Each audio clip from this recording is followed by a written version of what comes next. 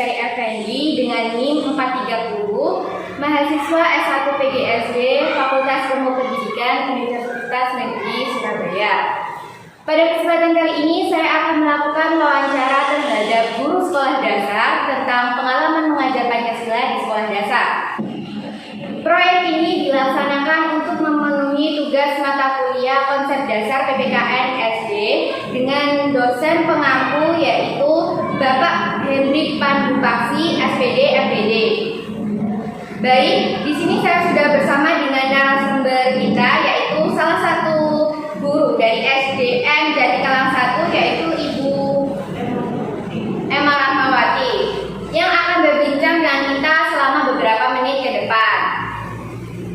Halo Ibu, bagaimana kabarnya hari ini? Ya, alhamdulillah baik. Alhamdulillah. Ya, bagaimana? Alhamdulillah baik Bu, terima kasih. Sebelumnya terima kasih sudah meluangkan waktunya untuk mau diwawancarai Ibu. Ya, sama-sama. Baik, Ibu kira-kira sudah berapa lama ya Ibu mengajar di sekolah ini? Saya mulai ngajar di sini itu Juli 2006. Sebelum di SD dari kelas 1, saya begitu lulus dari UNESA, saya juga UNESA, tapi D2 dulu. Jadi saya waktu itu kuliahnya D2 PGSD UNESA. Kampus saya ada di Mustopo. Ya. Jadi begitu lulus Oktober kalau nggak salah itu tahun 2005. Oktober 2005 itu baru lulus, ijazahnya belum keluar. Tapi saya sudah mencoba untuk mencari tempat tempat magang gitu. Kebetulan ada yang ngasih rekomendasi coba daftar ke Trasopo 1, SD Trasopo 1. Saya coba daftar di situ, alhamdulillah juga langsung diterima. Terus tapi karena tempatnya jauh dari rumah, jadi saya berpikir untuk pindah. Kenapa? Karena satu jauh dari rumah, ya, terus nyabrang gitu di jalan raya dari saya kurang bisa.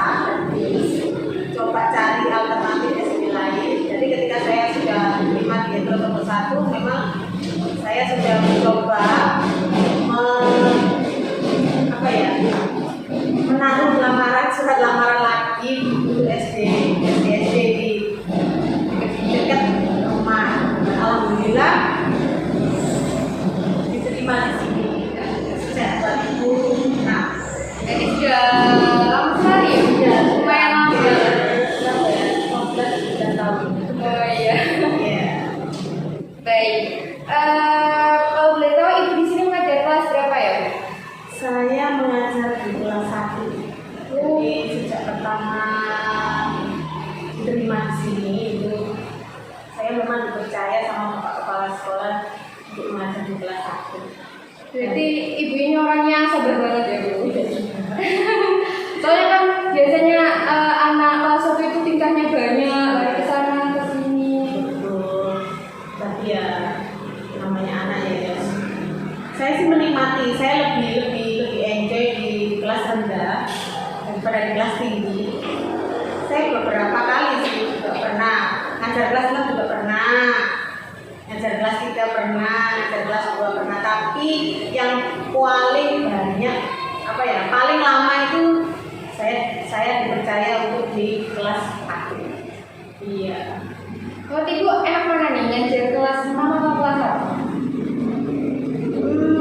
Sama-sama memiliki kalau ngajar di SD itu balance Mbak, antara senang, sedih, marah gitu. Jadi katanya sih bisa bikin awet muda ya kalau perasaannya bisa balance gitu. Untuk kelas 1 banyak senangnya, banyak jengkelnya juga, dari balance. Jadi kan anaknya itu kan masih lugu gitu. Jadi itu yang menjadi kebahagiaan tersendiri buat saya kalau ngajar di kelas 1 itu seperti itu. Banyak senangnya pokoknya kalau di kelas 1 itu, karena melihat anak-anak yang masih imut-imut ya, lucu-lucu,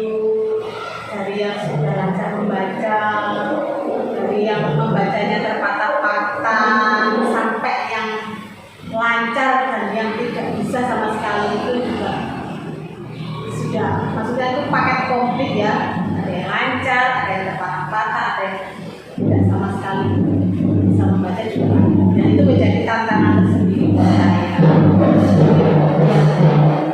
Ada ekstra drum.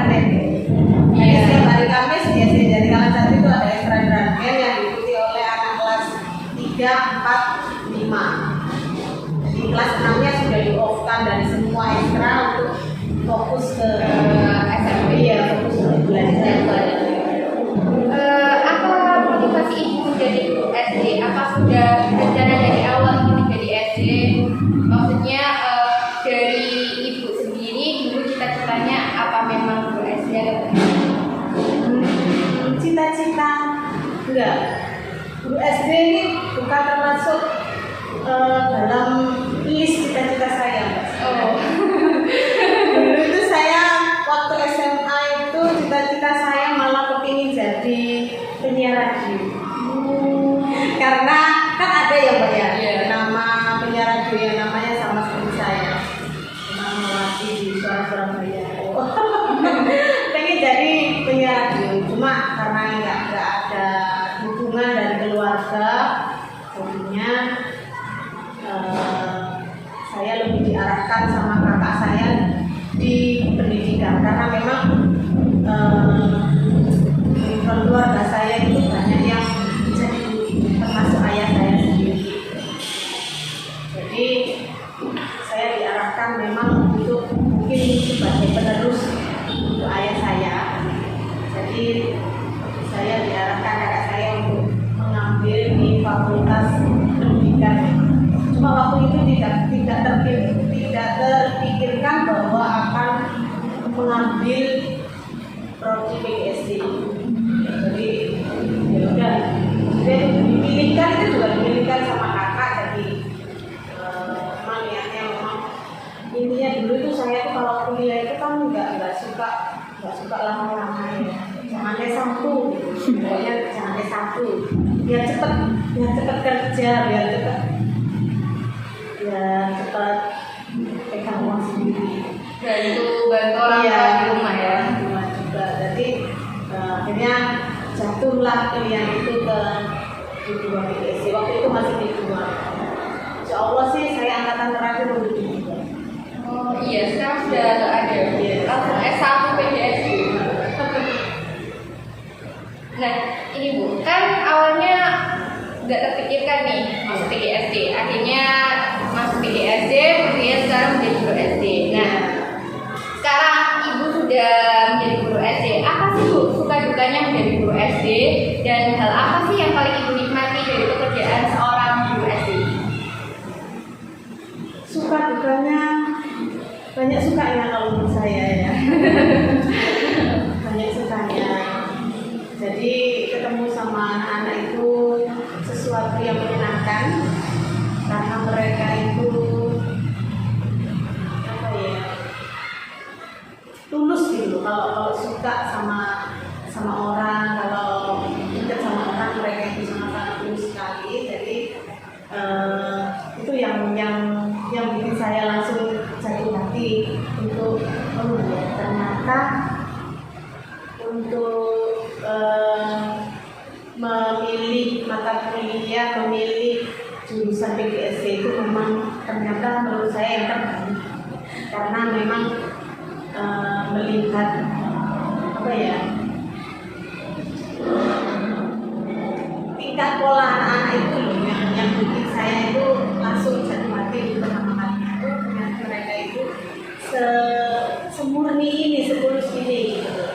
Ya itu untuk senangnya, untuk dukanya kadang kita apa ya, untuk dukanya itu kadang kita ketika di kelas misalnya ada yang apa ya, mungkin untuk awal-awal mengajar itu kenapa sih kok nggak bisa baca semua gitu. Jadi ketika sudah SD kelas 1 sudah bisa baca semua, jadi menyampaikan materinya enak gitu. Ternyata masih ada yang nggak bisa baca.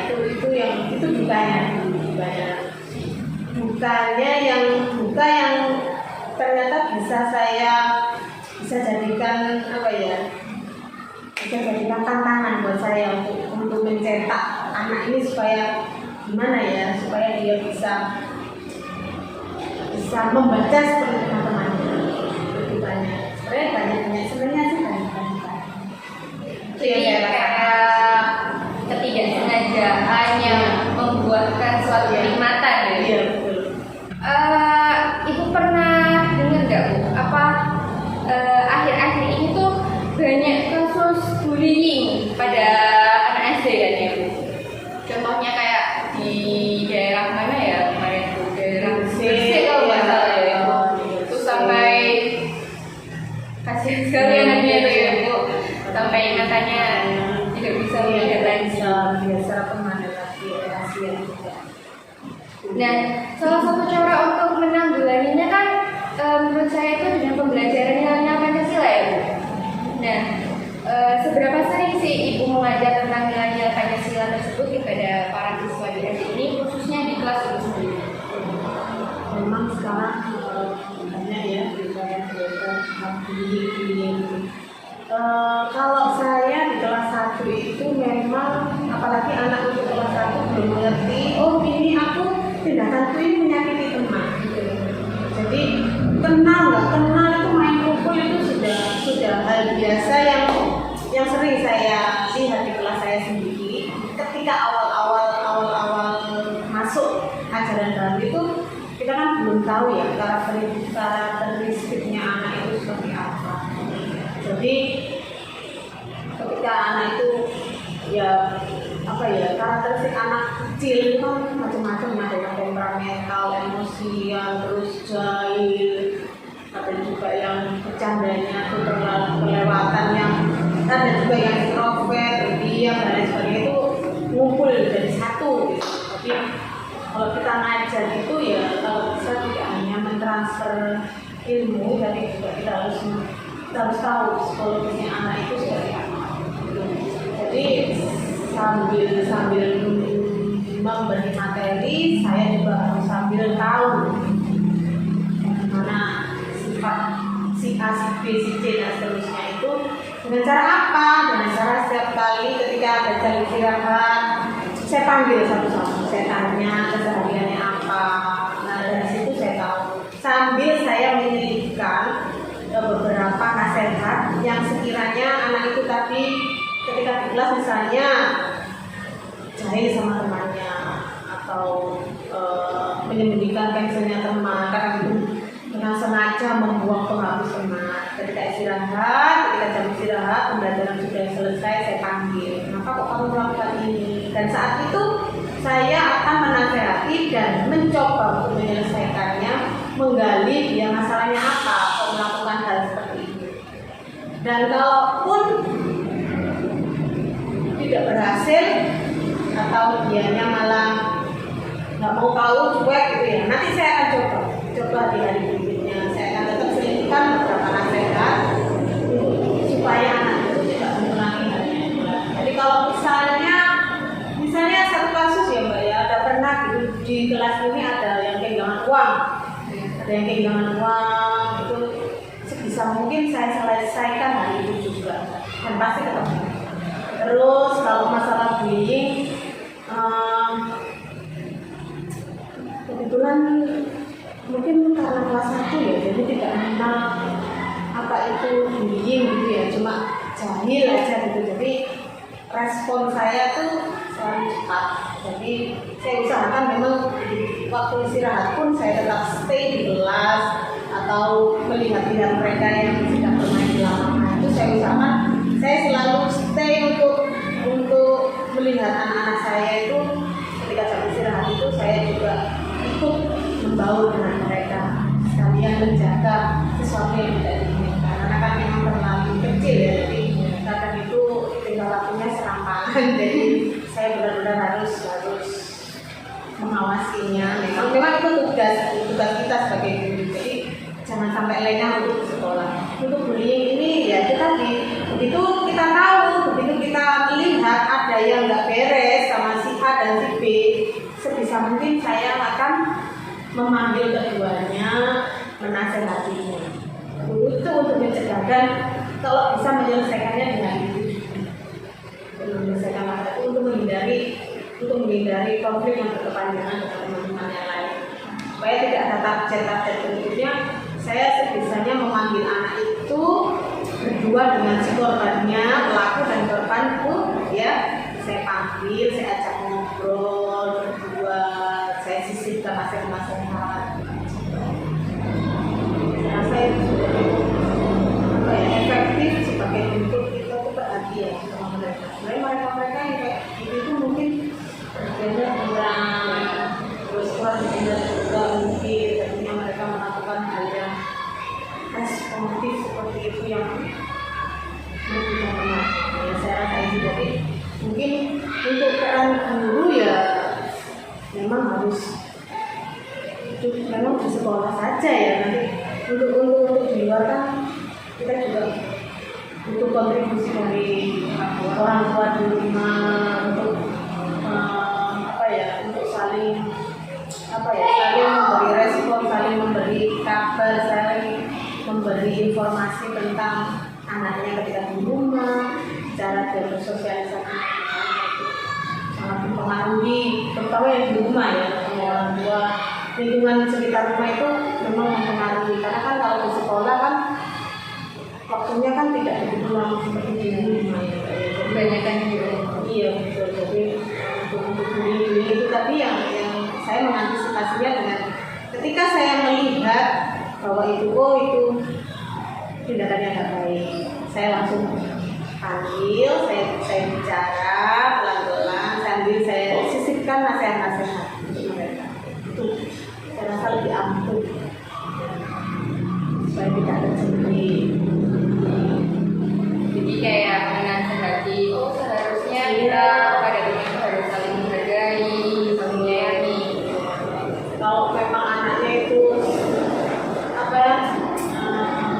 tetap bandel, kita tetap jangan hilang untuk menasehati, sama dikasih kalau dia bisa merubah tingkah lakunya, janji itu nanti kita kasih reward, kita kasih lollipop, coklat, ya. Terus kalau yang nggak bisa dinasehati, kadang itu kita kasih sedikit intimidasi, kita sedikit ancaman, tapi tidak merugikan dan tidak sampai tidak sampai membuat psikologis anak itu terganggu juga. Jadi hanya untuk mendisiplinkan saja, untuk sedikit menakuti biar oh ya memang kayak gini itu seharusnya nggak aku lakuin gitu loh. Jadi itu yang biasanya kita lakukan. Terus ada kan Mbak sekarang itu pelajaran P5 namanya. Nah di situ tuh ada banyak pilihan untuk menguatkan belajar Pancasila itu. Jadi ada sifat-sifat. Jadi P5 itu pelajarannya itu berkesinambungan. Misalnya kita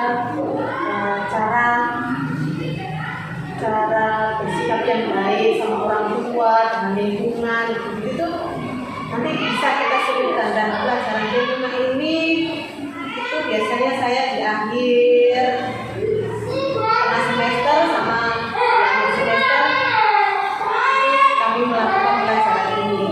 Jadi butuh waktu sekitar 2 minggu untuk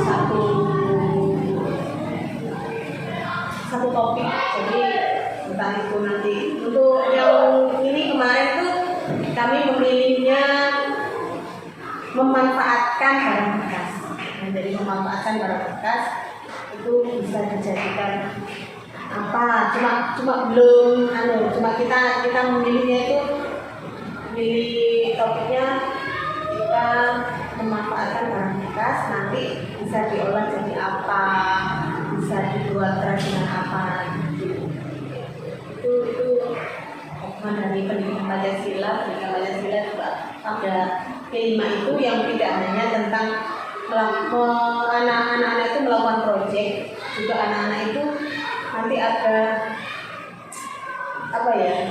tingkah lakunya bagaimana yang memang harus sesuai dengan Pancasila.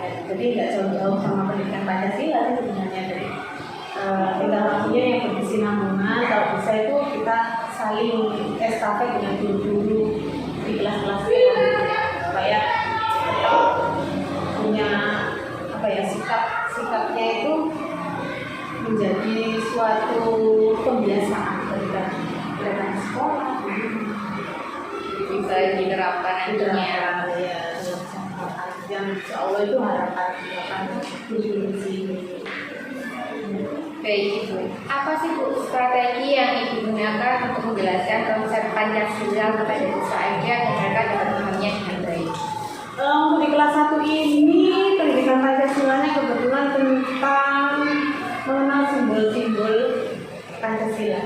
Ya, itu awal mulanya sih ya saya beri itu gambar saya kenalkan dulu ini loh, ya, gambar negara kita itu ini dari awal-awal. Memang untuk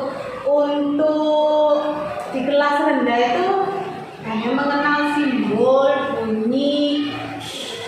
Untuk sikapnya ya kita selipkan, misalnya sila ke-1 simbolnya bintang, bunyinya ini, terus hal-hal apa yang seharusnya sesuai dengan sila pertama ini, itu saya beri arahan, misalnya kita harus menghormati semua agama. Kan di sini ada ya Mbak ya, ada yang agamanya Hindu, ada yang Katolik. Jadi cara menghormati agamanya, saling menghargai bagaimana. Dan mereka oh ternyata agama, jadi tahu oh agamanya si ini tuh nggak sama ya sama aku. Namanya si Clarissa ini nggak sama aku. Dia itu katanya itu kalau siang hari dia ke gereja.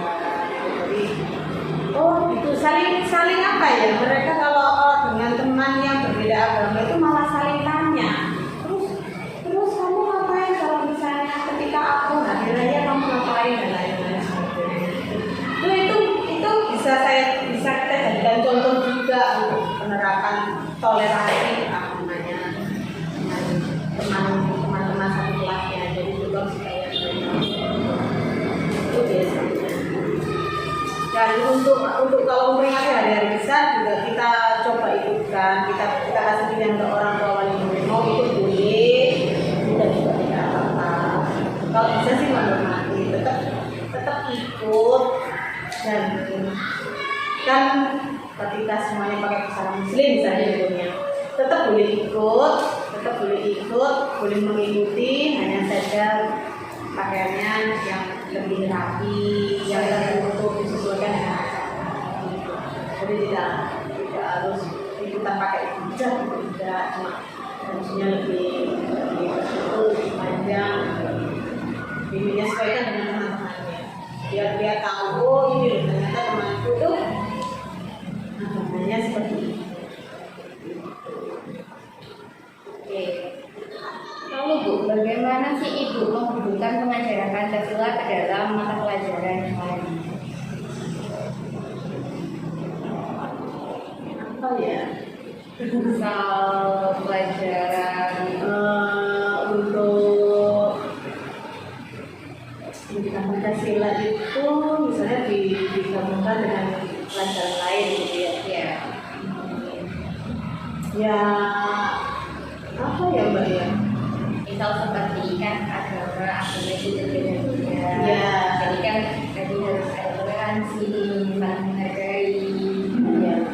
Jadi kalau misalnya itu ketika kita membahas tentang ya kita di nilai-nilai Pancasila ya, itu kita bisa menerapkannya di pelajaran Indonesia, misalnya tentang ketika temanmu ketika kita bersama toleransi, harus ada toleransi, jadi tidak harus menuntut temannya untuk bisa seperti dia gitu. Jadi untuk mereka lebih saling menghormati lah, jadi bisa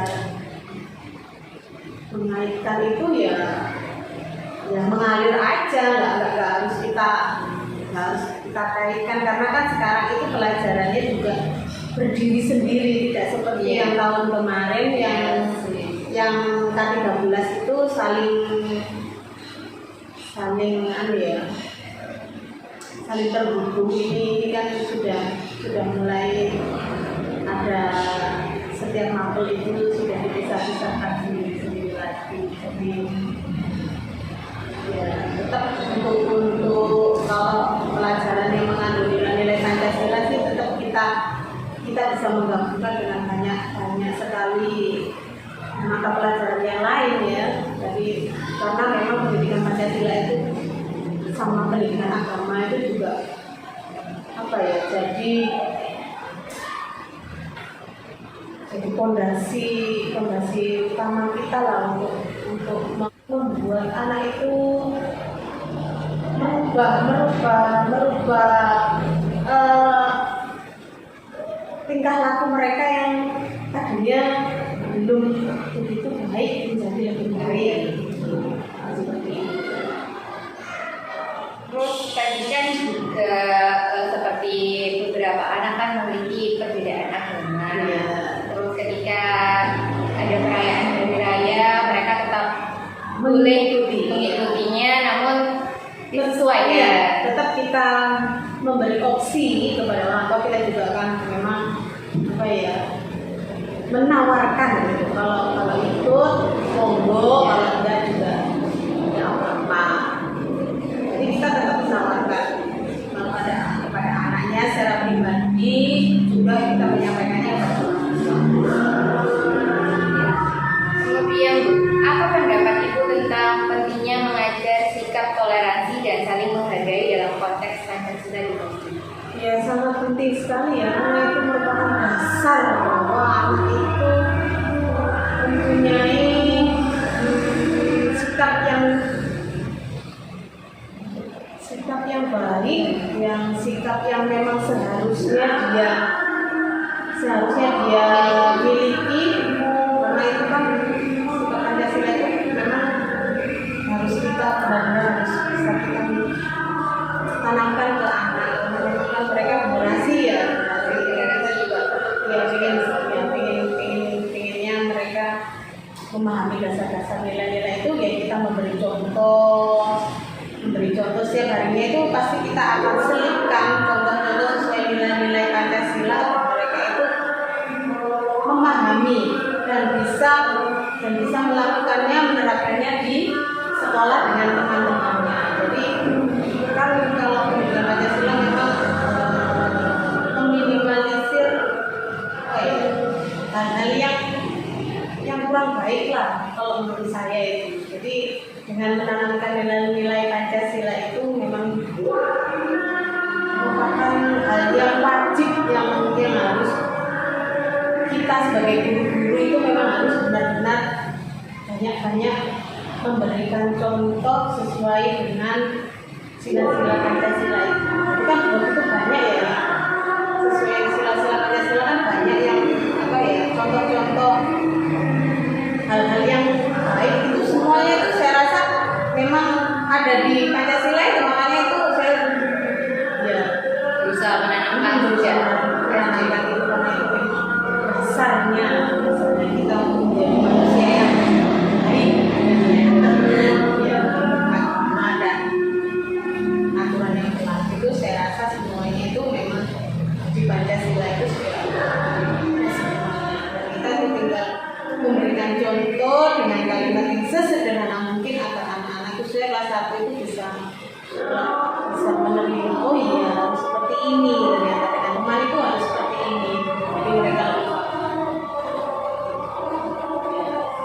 itu sih yang tantangan juga, karena kan nggak semua anak itu bisa merespon dengan ini. Tapi itu sebuah tantangan yang memang harus kita hadapi. Memang kita juga zamannya kan ya berbeda dengan kita ya Mbak ya, karena kita juga dipengaruhi gadget dari mereka tontonannya sudah nggak kayak kita juga. Untuk memberi nasihat itu juga kita nggak harus niru orang-orang zaman dulu. Kita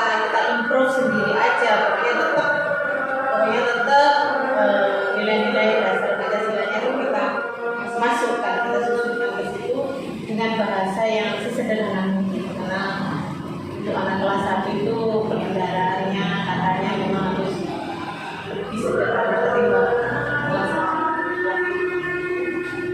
Berarti ibu membangun sikap toleransi itu dari sehat. Iya, sehat. Terus kan ada beberapa kegiatan yang ada kita laksanakan, misalnya satu Muharram kita juga melaksanakan, Maulid Nabi, kemudian ketika ada pondok Ramadan kita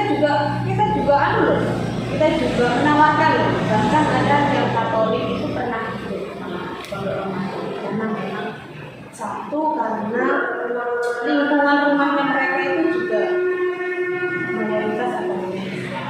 Jadi dia merasa, oh iya, saya nggak apa-apa ya Bu ikut kegiatan ini. Dia nggak apa-apa. Dia jadi tetap, dan orang tuanya juga mengizinkan. Jadi kami juga memperbolehkan karena sudah dapat izin dan sudah dapat lampu hijau dari orang tua. Jadi nggak hanya menuruti kemauan anak itu tadi, kita juga langsung ke izinnya ke orang tuanya. Boleh ikut untuk sekolah, memang boleh ikut dan boleh tidak untuk yang beragama lain. Tapi mereka lebih mengikuti. Jadi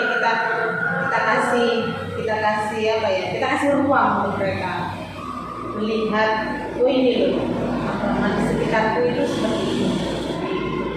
Jadi ketika ada satu Muharram, hari santri, kan kita biasanya pawai ya, terus ada Ramadan, Maulid Nabi juga mereka ada beberapa yang dari teman-teman dan anak-anak saya yang Katolik, yang Hindu juga mengikuti mau untuk bergabung dengan teman-temannya sebagai bentuk dia menghormati bahwa oh temanku itu agamanya yang beda sama aku itu sedang merayakan hari besarnya, jadi saya mau berkontribusi, saya mau ikut gitu. dan kita juga tidak membatasi, jadi sekolah juga memberi ruang itu tanpa mengintimidasi. Kamu harus ketika kamu ikut ini, kamu usahakan bisa masuk seperti itu ya. Jadi niatnya untuk memberi contoh secara konkret bahwa ini loh toleransinya. Kita tunjukkan ke anak yang mayoritas Islam itu loh, temanmu loh yang agama lain juga mau bergabung ketika kamu melaksanakan hari besarmu. Ketika si ini juga merasa melayankan Natal, itu ada beberapa sekolahnya yang juga kan ada budi yang dikasih budi gitu, sebagai bentuk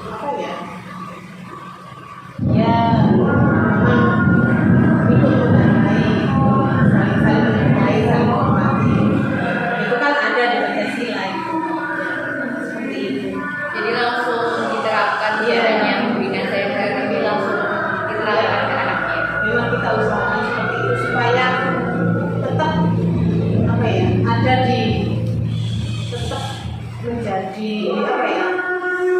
untuk kedepannya. Kalau misalnya nggak hanya nasihat ya, jadi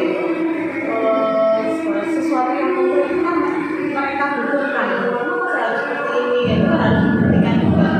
Oh, saya harus seperti ini, itu saya harus menghargai supaya nanti itu saya bisa kedepannya bisa berkembang baik, bisa menjaga kerukunan dan lain sebagainya. Saya rasa itu. Jadi selama ini memang kita di SD kita itu Seperti diajarkan dari dulu. Kemudian Ibu, adakah pengalaman yang paling berkesan selama mengajar Pancasila? Tidak hanya dalam materi saja ya, mungkin dari kehidupan sehari-hari. Misal kadang itu ada anak yang sikapnya kurang baik kepada teman. Ada nggak sih Bu pengalaman yang paling berkesan? yang paling berkesan, semuanya berkesan ya, karena mereka lucu-lucu gitu ya. Yang berkesan itu pernah juga anaknya ini pendiam, jadi sebagai contoh ya Pak ya, sampai kita tuh kenapa diamnya ini, kenapa maka tuh di rumah itu kakak sama adiknya itu ternyata dia itu kemarin aku itu kayak apa sebutannya itu autis ya.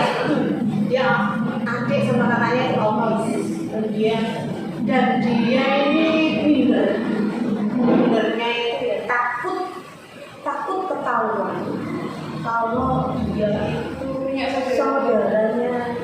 dua saudaranya itu seperti itu. Dia takut berteman, dia tidak membuka dirinya untuk teman karena dia menjaga supaya nggak ketahuan kalau saudaranya itu autis. Padahal saya sendiri itu waktu itu saya sendiri juga memang kenapa ada yang salah dengan autis. Saya coba kenapa nggak mau main apa bu, artinya lama-lama kok anak ini kok menyendirinya kok semakin intens, bahkan setiap hari istirahat itu kayak dia itu dia nggak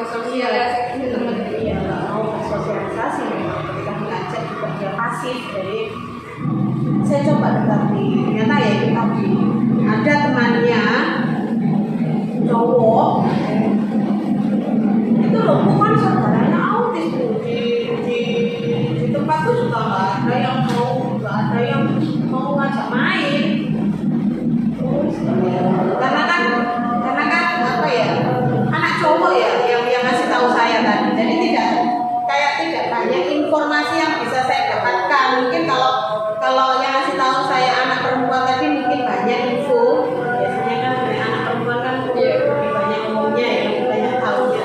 Kalau anak laki-laki kan irit loh, jadi gara-gara sekarang seperti ini takut nanti mereka nggak mau teman sama aku gara-gara adik sama kakakku kayak gini.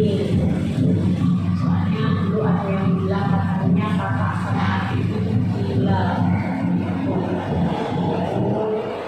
Ngomong gilanya dia itu sambil berkaca-kaca, jadi emang di sekolah dulu. Jadi akhirnya saya belum mbak, saya setelah melarang juga itu saya butuh waktu sekitar 3 hari. Saya bahkan mengajak, kamu pilih temanmu di kelas ini siapa yang ingin kamu teman, maksudnya yang ingin kamu ajak teman kayak gitu, kira-kira siapa. Saya tawari itu mbak, saya tawari aku mau bu berteman sama si A, aku mau sama si Naura. Saya cari Nauranya si Om ini, seperti ini berdua. Saya kenalkan juga, maksudnya itu memang sudah kenal, cuma saya lebih dekatkan mereka berdua biar dia bahkan saya mencoba sembangkan mereka berdua. Ketika saya menyuruh dan butuh apapun, ketika saya butuh untuk memanggilkan guru mata pelajaran ketika harus kasih pelajaran, saya coba mereka berdua, saya suruh panggil ya Bu Erinnya kesini sekarang mau baca Inggris, kalian berdua yang panggil. Saya coba ketika si Nauranya harus izin ke toilet, saya minta dia untuk pulang. Jadi sebisa mungkin itu saya menjalinkan apa ya, iya konektivitasnya dulu. Nah ini si iya tadi itu akhirnya lama-lama dia mau komunikasi, sedikit akhirnya 2-3 anaknya sekarang dia udah lulus juga, alhamdulillah keadaannya. Kalau saya bisa cek di sosial medianya itu ternyata dia sudah mulai banyak mengikuti kegiatan. Ada juga saya yang laki-laki, dia itu dari kelas 1 SD memang bapak kepala sekolah itu memang menyerahkan itu kepada saya. Dari awal itu kayaknya Bu ini orangnya sabar, telaten gitu. Padahal sebenarnya cuma saya mencoba apa ya, yang pertama kali itu mencoba membangun saya itu, saya terima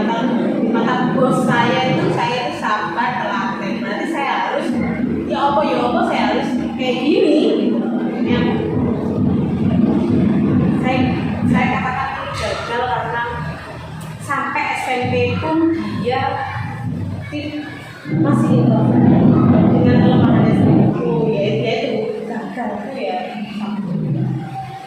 Jadi merasa ada kegagalan Ya, nggak bisa memungkinkan dia seperti ketika ada sobat seperti si Syafa ini yang si Natasha ini yang akhir katanya nulis, dia bisa follow up dirinya, dia bisa speak up lebih banyak dia media sosial, dia berani membagi statusnya di Instagram gitu. Oh ternyata sudah diubah lagi. Saya berhasil ya memang sih ya, nggak semua kan apa yang kita usahakan itu berhasil. Iya. Jadi itu pengalamannya. Saya ini kan 2006 di sini, anak saya kalau misalnya itu sudah kuliah, sudah pada kuliah, tapi alhamdulillah kalau misalnya ada kegiatan itu mereka udah pada kuliah melampaui saya. Bangga juga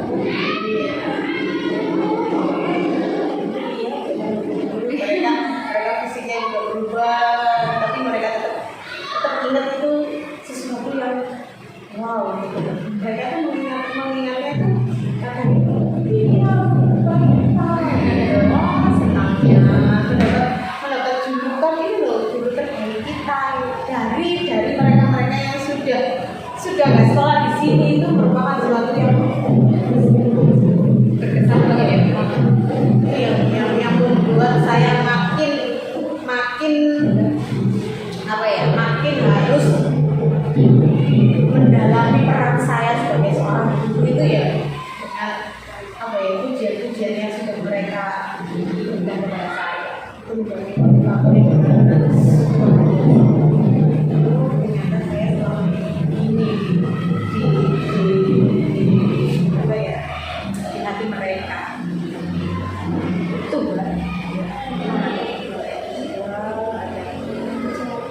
apa ya, ada isinya juga ya, itu tadi memang kan harus hidup ya, harus balance sebenarnya. Iya.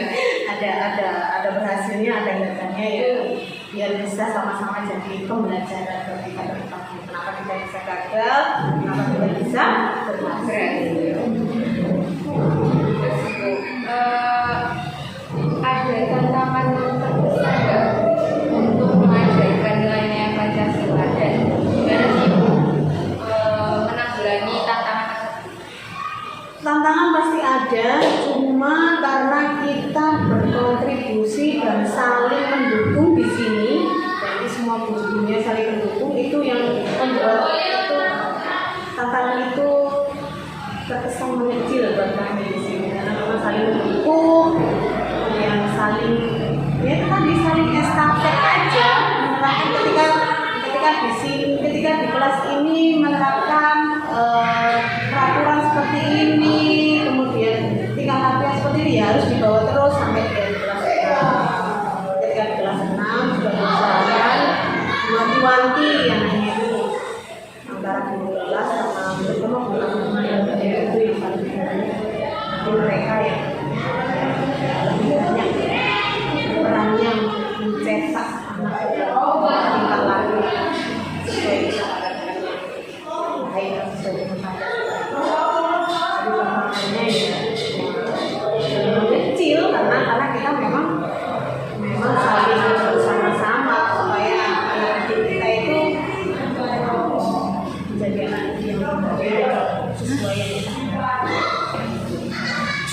Kemudian, apa strategi yang Ibu gunakan untuk memastikan bahwa siswa mampu menerapkan nilai-nilai Pancasila dalam kehidupan sehari-hari mereka? Strateginya ya kita selalu apa ya? Strateginya ya setiap hari kita misalnya dari hal kecil, strateginya setiap hari Jumat minggu kedua kita ada kerja bakti. Kita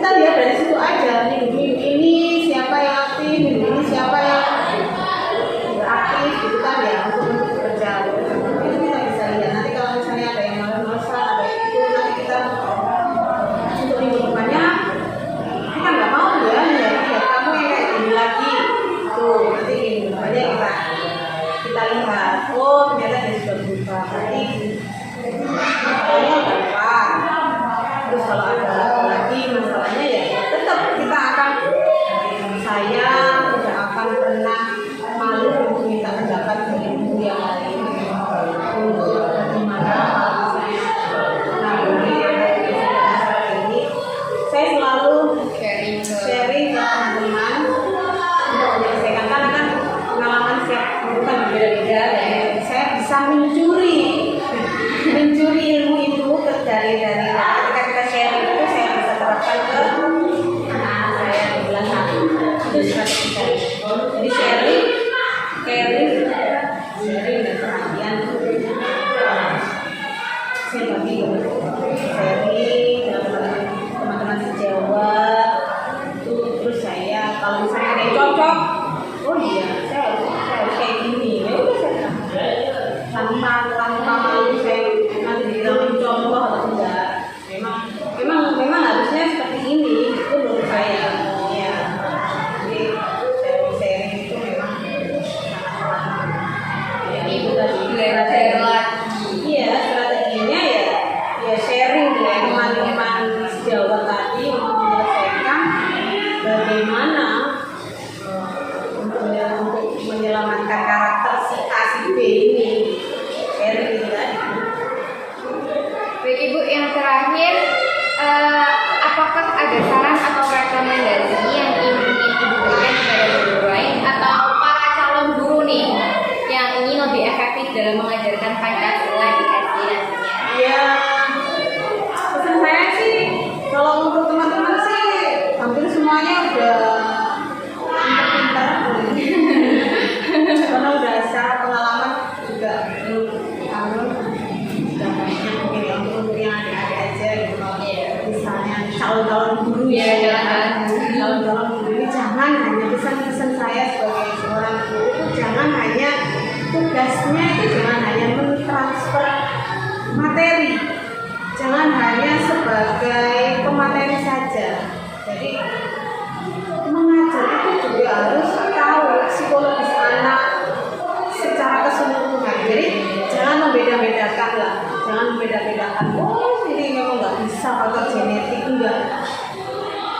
Mereka itu untuk di SD itu anak-anaknya itu sangat-sangat unik sekali. Dan itu yang seharusnya menjadi tantangan kita, bukan untuk kita sepelein, karena memang dasar awal pendidikan mereka kan selain di rumah, TK, SD itu kan juga berperan sangat penting sekali untuk jenjang dia selanjutnya menuju kedewasaan. Jadi saya berharap guru muda itu juga tidak hanya sebagai pentransfer ilmu atau hanya mengejar materi aja, materi dalam hal ini pembelajaran, tapi juga harus tahu psikologis anak, keadaan anak itu kita harus mempelajari. Ketika kita jadi guru SD itu kan guru kelas ya, wali kelas itu sudah otomatis gitu. Jadi harus tahu si A, si B, si C itu kita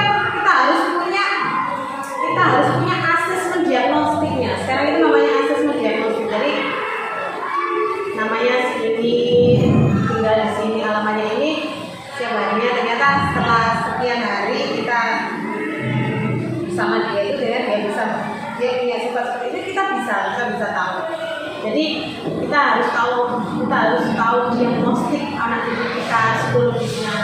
Jadi kita tidak hanya sebagai penyampai materi doang, penyampai ilmu doang ke mereka ini. Karena untuk ilmu terus materi itu kita belajar itu bisa kita dapatkan dari manapun ya.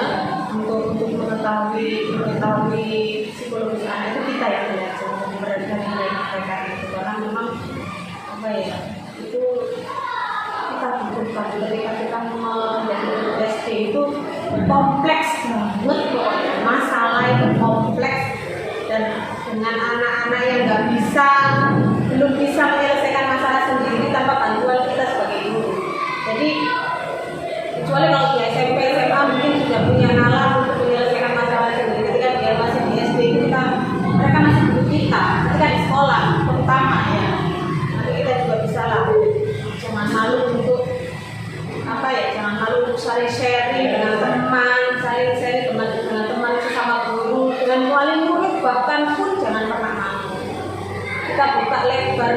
lebarnya bahkan 24 jam lah untuk kita dan wali murid itu supaya bisa terkoneksi dengan baik, supaya anak-anak kita itu menjadi seperti yang kita inginkan, baik secara akademik maupun non akademiknya juga. Jadi nggak jadi guru terutama saya dari guru SD itu nggak hanya menyampaikan materi saat pembelajaran saja, tapi juga harus tahu kondisi psikologis. Itu kesimpulan yang bisa kita petik dari ini, peran guru dalam pengajaran Pancasila di sekolah dasar sangat penting dalam membentuk karakter dan kebangsaan peserta didik. Dalam menjalankan perannya, guru harus mengembangkan keterampilan komunikasi, empati, dan kesabaran. Guru harus menginspirasi dan mendorong para siswanya untuk menjadi warga negara yang berintegrasi, bertanggung jawab, saling menghargai, dan memiliki nilai-nilai Pancasila yang harus diterapkan dalam kehidupan sehari-hari. Terima kasih Ibu sekali lagi atas waktunya. Saya mohon maaf apabila ada kesalahan kata atau perbuatan yang kurang berkenan di hati Ibu. Semester berikutnya dilalui dengan sukses. Amin. Ya Rabbal Alamin. Semoga saya bisa sesabar Ibu ya. Iya, sabar itu butuh proses. Iya. Jadi ya semoga nanti kedepannya sukses, sampai lulus langsung mendapat tempat atau langsung diangkat dari PNS ya. Amin. Ya Rabbal Alamin. Terima kasih atas doanya. Baik, sebelum saya tutup wawancara ini, izinkan saya menyampaikan sebuah pantun. Biru laut seperti kolam, ikan paus pandai menyelam. Dari hati yang paling dalam, izinkan saya menutup wawancara ini dengan ucapan salam buat